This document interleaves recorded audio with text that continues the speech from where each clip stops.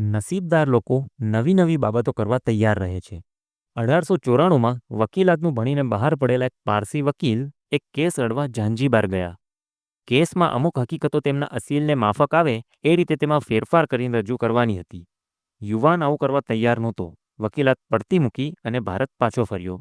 અહીંયા આવીને એક ફાર્મસીમાં કેમિસ્ટના સહાયક તરીકે કામ કરતી વખતે તેમણે જોયું કે બધા જ સર્જિકલ સાધનો ખૂબ જ લાંબી અને જટિલ પ્રક્રિયા દ્વારા ઇંગ્લેન્ડથી આવતા હતા.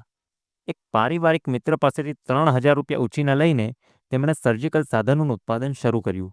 જો કે બજારમાં ફક્ત મેડ ઇન ઇંગ્લેન્ડના સાધનોની માંગ હોવાને લીધે એમના સાધનો કોઈ ખરીદતું નહોતું.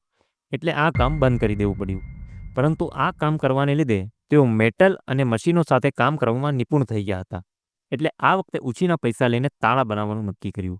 આ તાળા બનાવનારી કંપની આગળ જતાં ગોદરેજના નામે ઓળખાઈ અને યુવાન હતા અરદેશીર ગોદરેજ. નસીબદાર લોકો એક સીધી લીટીમાં જીવવાને બદલે વાકી ચૂકી અનેક લીટીઓવાળું જીવન જીવતા હોય છે. શું તમે પણ કંઈક સારું દેખાય ત્યારે નવી દિશામાં કૂદી પડવા માટે તૈયાર હોવ છો?